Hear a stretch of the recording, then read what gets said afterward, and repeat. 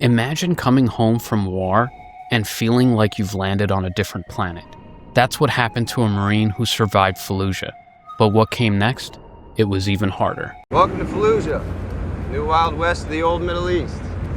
I'm Dr. Sharma, physician, board-certified psychiatrist, and Air Force veteran. Today, we're going to be diving into an interview of a Marine who served in Fallujah. The interview itself was done by a nonprofit newsroom called The War Horse. First, this Marine lays out exactly what difficulties he had when he got back to the States after the deployment. And I'm going to be picking through the individual issues and explaining how they come about. This is going to help you understand yourselves better as veterans, whether or not you served in combat. Obviously, if you served directly in Iraq, this is going to resonate with you a lot. Second, this Marine is extremely eloquent, explains his thought processes very well, and seems like an outstanding and humble individual. I learned a lot just by listening to him. Mike Ergo is the guy speaking in these clips, and I'm going to be playing them for you. And like I said, I'm going to pause as we go along to explain some of the behind the scenes in the brain when it comes to the difficulties he experienced when he got back home. Fair warning, if you do have combat PTSD or PTSD, some of this information may be triggering. And that's how it was for team leader Mike Ergo. Mike has a guy who belongs in charge vibe, like he's got everything under control. He sits up straight and speaks in paragraphs. I came home first to North Carolina to Camp Lejeune, and eventually a few months later got out and drove across the country with my girlfriend, who's now my wife, and went back to Walnut Creek, California, where many people didn't even know the Iraq war was still going on because, they were well insulated from it. And at the time, I was really angry and had feelings of jealousy, sadness, confusion, where they didn't even know that I was going through the most impactful experience of my life.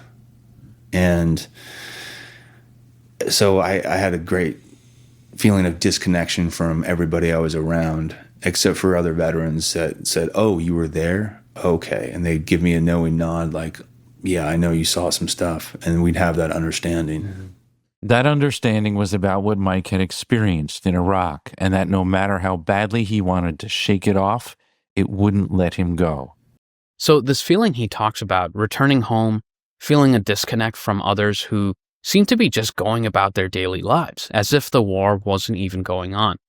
I think this feeling is real, and to be honest, I felt this way after coming back from deployment and leaving the military as well. I've thought about this a lot, and I do think it's an aspect of today's society. The two wars in Afghanistan and Iraq went on for 20 years, essentially. That's a long time in itself. So there is this fatigue that happens when people in the public stop paying attention unless it affects them directly or their family member.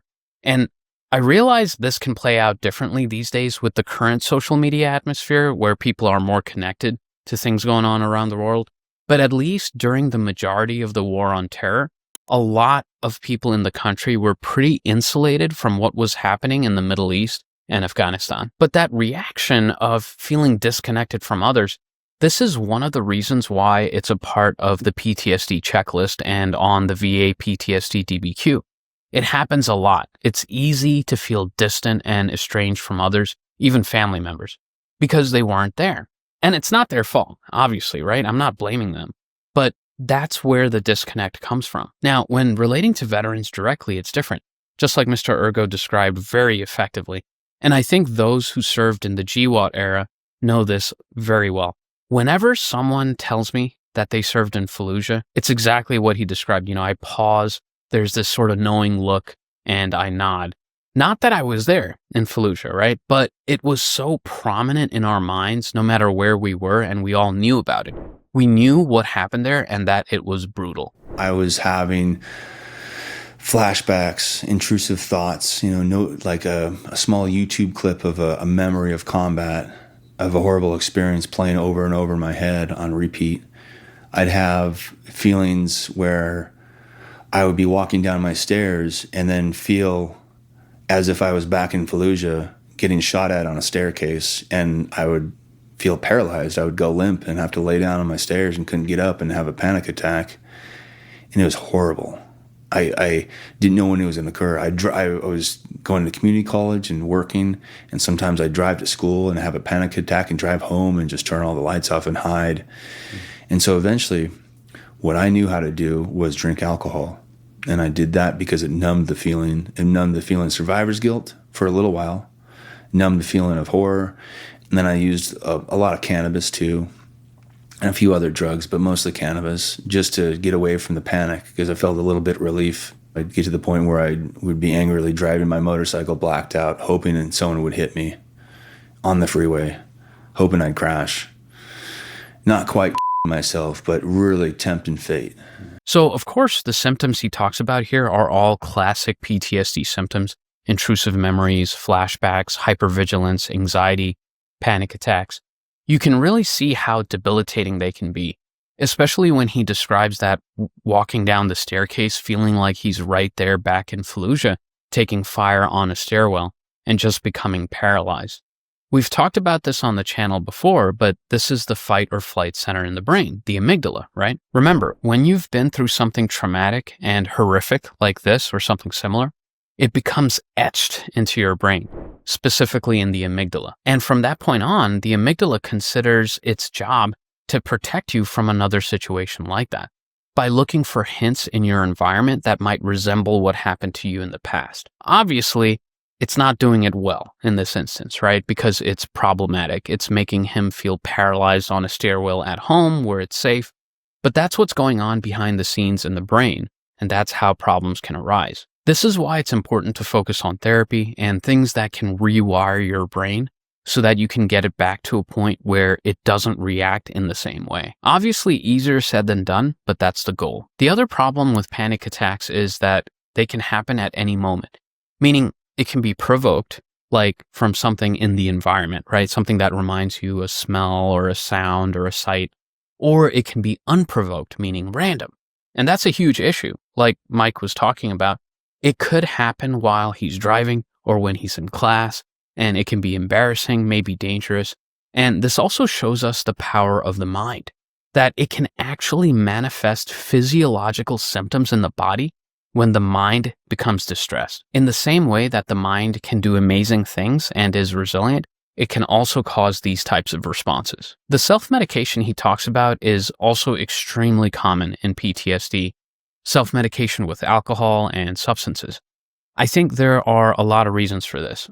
First, of course, is how ingrained it is in service members and veterans that you don't need to seek help, or you shouldn't seek help, or that it's a weakness, so many different things. So when something like that is ingrained into you, you start to look at other ways you can help yourself, ways that are below the radar.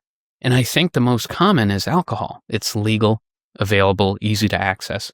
And the response is quick in terms of bringing down the nervous system. So the behavior itself is very reinforcing because you feel better right away. Obviously, it's not a good road because you become dependent on it. You need higher amounts of alcohol to achieve the same response. It ruins your sleep architecture. The list goes on. You guys know a lot of these bad effects. But we have to acknowledge that this is why the self-medication happens. It's because veterans feel trapped, like they don't have any other solution. As he's talking about this reckless behavior, and of course the thoughts of wanting to unalive himself, the substances factors into this a lot. Remember, when we're intoxicated, one of the parts of the brain that is inhibited is the frontal lobe. This is the part of the brain responsible for keeping us in check when it comes to risk-taking behavior, the way we judge situations, how we react to others, thinking about the consequences of our actions. It's our inhibition, right? And alcohol diminishes that. So during those moments, it's much easier to do risk-taking behaviors and things that put our own lives at risk.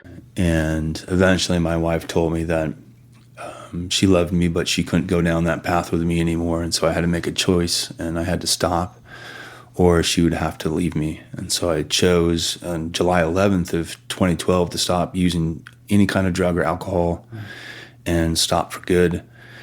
And then all of a sudden I had a lot of time on my hands and a lot of difficulty knowing what to do to process. It felt like a tsunami of feelings was hitting me, and I didn't know what to do with it.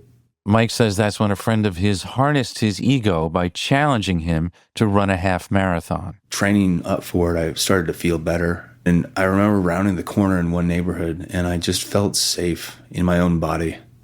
And I hadn't had that experience in years. The next step was to deal with his feelings in therapy, which couldn't have interested him less. I didn't think therapy was going to work. I thought therapy was stupid.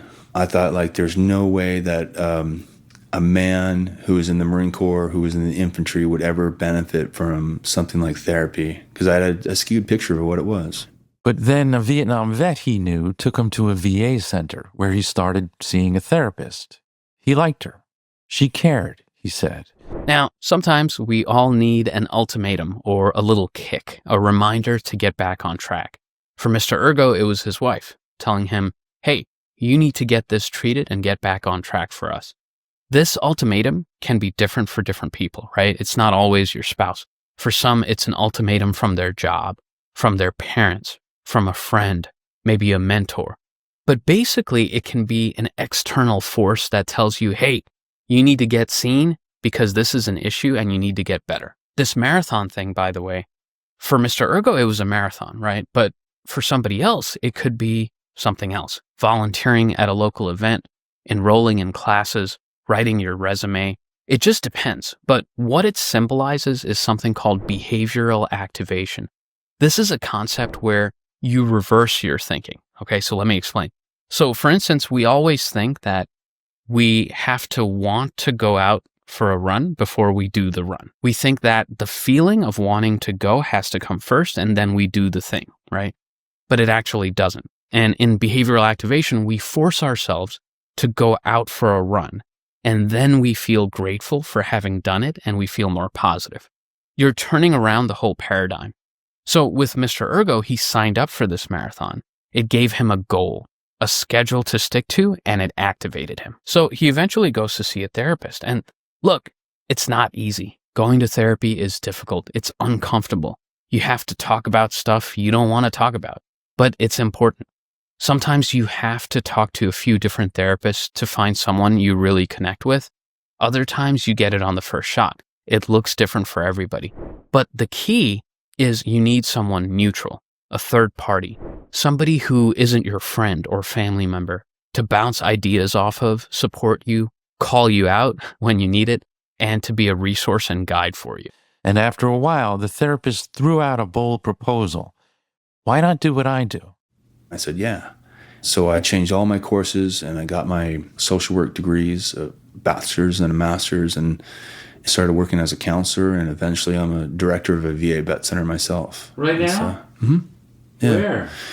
I run a VA vet center in Sonoma County in Roanoke Park. Oh my God, this is a ridiculously inspiring story. I was very lucky. I had a lot of people who were supporting me, leading me the right way. So you got good support from the Veterans Administration, from the military? I got wonderful support from the VA vet centers. Okay. And without that, I don't know if I'd be alive. Like the interviewer says, it's a ridiculously inspiring story. That is absolutely the way that I would define it. And I think that not only did Mr. Ergo find his purpose in life, but the veterans he works with are absolutely lucky to have him in their corner.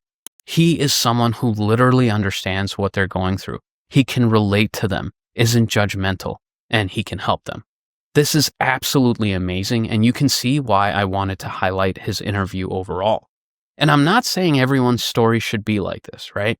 But it shows us the potential that is there for veterans, provided that they get the support that they need. I also genuinely love his humility. Notice that when the interviewer said that it's a ridiculously inspiring story, Mr. Ergo, he just kind of says, and then he deflects, saying that he had wonderful people in his corner and supporting him, which is absolutely true, right, from everything that he said. And it reminded me of a quote from Admiral McRaven. He has some really amazing quotes, and he wrote an outstanding book as well.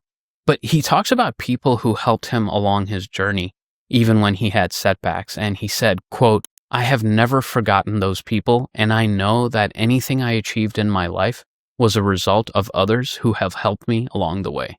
Beautiful quote. But having said all of that, right, Mike Ergo deserves a lot of credit for the way he turned things around.